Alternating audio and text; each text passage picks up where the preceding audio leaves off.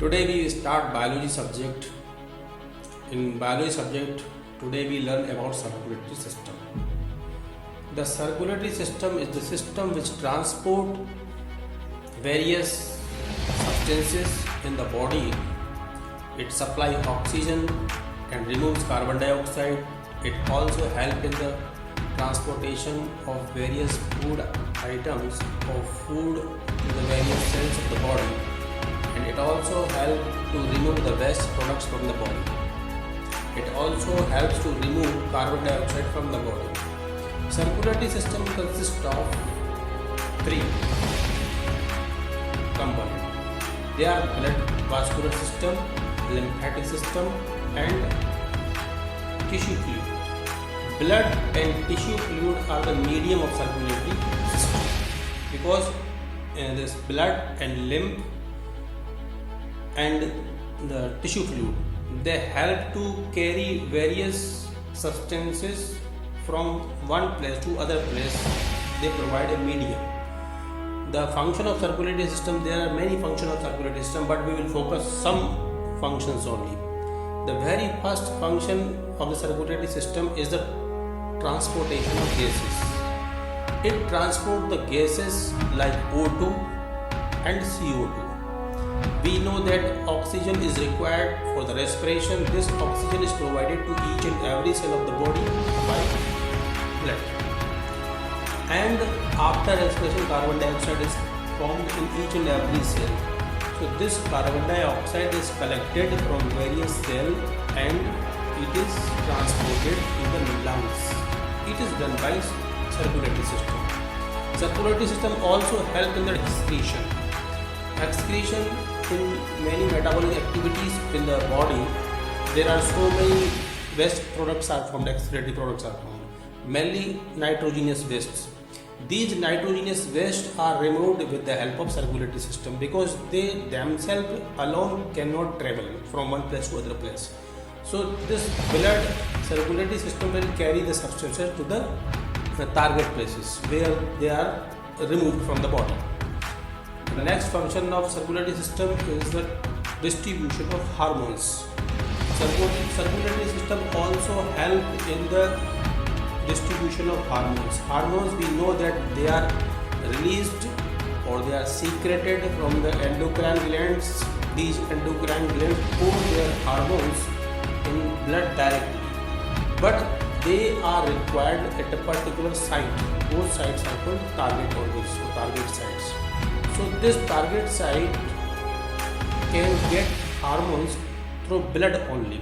Blood stream carry these hormones to the target organs. So it helps in the transportation or carrying hormones to the various target organs. It also acts as defense system in our body because it's WBC, which is present in the circulatory system in the blood, that helps in the fighting against the infections. The circulatory system also helps in the maintaining body temperature. Body temperature is maintained by circulatory system. When any cell undergo respiration, heat is evolved. This heat is taken or absorbed by blood. This blood carries this heat and gives to the skin, and it is removed from the body. Heat is released from the body to the skin. Circulatory system also helps in the maintaining of pH value. pH of the blood. The pH value of blood is 7.4, means it is slightly alkaline. So being alkaline, it can flow smoothly in the veins and arteries and capillaries.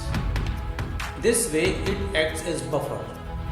The circulatory system also helps in clotting. Whenever we get any cut or wound, to prevent the loss of blood, we have the circulatory system that helps to clot the blood and it prevents the loss of blood from the body. The component of circulatory system. The component of circulatory system are three. They are: first is blood fluid, second is blood vessels, third is heart. these are the three components of the circulatory system. So first we will learn about blood. What is blood? Blood is fluid connective tissue. Fluid because it can flow, so it is called fluid. Connective because it is connecting the various organs and organ system. Because the organs cannot go to the blood or to the heart or to the vessels to take oxygen and to give carbon dioxide or to take hormones or to remove the waste products. Blood has to move on the target organs or the particular organs to take all waste products from that part or from that organ and supply the required material to that part or to that organ. So it is called fluid connective tissue. So blood is fluid connective tissue. So first we will learn about the blood and its component or structure. Blood has two components. They are blood plasma and second is blood cells or blood corpuscles. Plasma is pale yellow color fluid. It does not contain any cell. It is a fluid. And second is blood cells or blood corpuscles. This part of the blood contains mainly three kind of cells. They are RBC. RBC is also called erythrocyte. WBCs, white blood cells, they are also called leukocyte. And third is thrombocyte, also called blood platelets.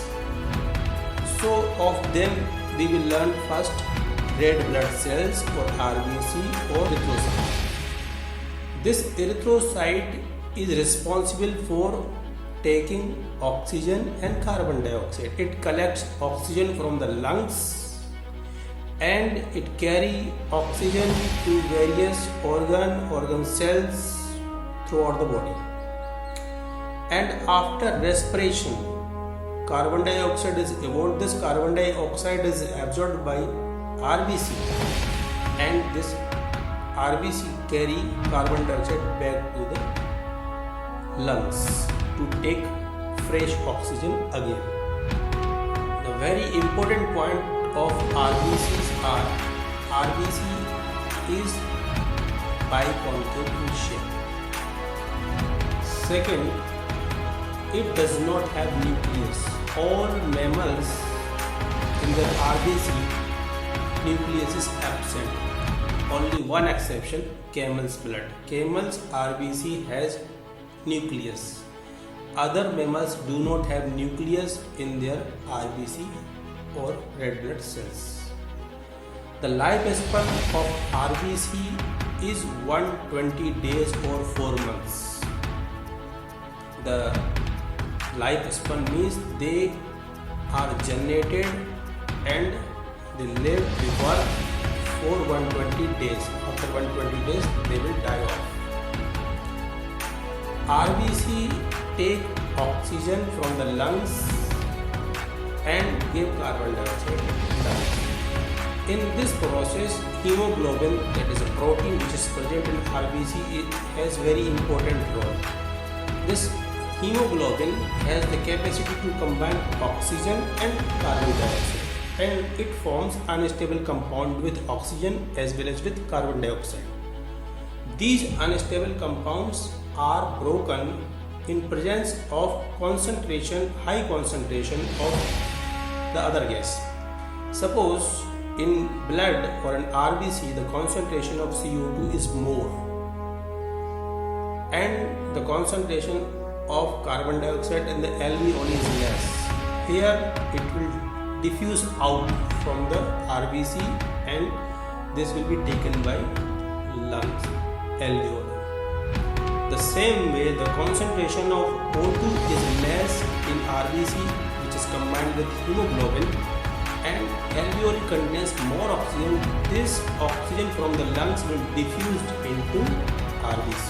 The RBC does not have some other structure like mitochondria, endoplasmic reticulum, etc. Erythropoiesis. What is erythropoiesis? Erythropoiesis is the formation of RBC.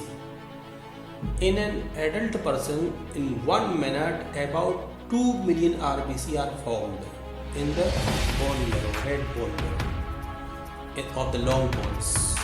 2 million RBC are formed in 1 minute in red bone marrow in an adult person. And the same number of RBC die in 2 minutes. So the balance of RBC remain constant in an adult person. Second point about RBC is hemolysis. Hemo means blood, lysis means breaking. Hemolysis means break out of RBC or break out of blood. This takes place in spleen, liver or in bone marrow. When RBC die, these dead RBC are carried to the bone marrow or in spleen. Spleen is called graveyard of RBC, where RBC are destroyed. Formation of RBC take place in bone marrow, red bone marrow, the longest bone of the body, like ribs and thigh bone. There RBC are formed. Next type of blood corpuscles or blood cell is WBC or white blood cells or white blood corpuscles. They are also called a leukocyte. These leukocytes do not have a fixed shape. They have the regular shape. They can change their shape. Like amoeba can change its shape.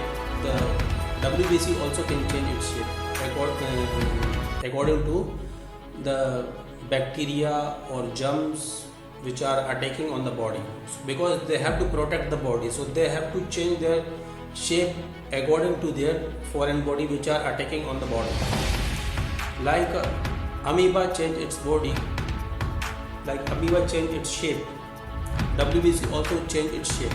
The lifespan of WBC is of few hours to 10 or 12 days, because they are the army of the body or the defense system of the body. They are the soldiers of the body. They have to fight against all kind of infections, bacteria, protozoa, viruses and other kind of pathogens. They have to make antibodies against all these pathogens. So their life cycle or their lifespan is very short in comparison to the RBCs. WBC again divided into two categories. They are granulocyte and agranulocyte. Granulocyte means they have some kind of grains. Their shape may be granules, having granules. And these granulocytes are again divided into three types. They are acidophils, basophils and neutrophils. And the second type is agranulocyte. Third kind of blood cells are blood platelets or thrombocytes. These thrombocytes are rod shaped and their main function is to help to clot the blood. They help in the coagulation of blood. Whenever we have any cut, wound, bleeding start, to prevent the loss of this bleeding,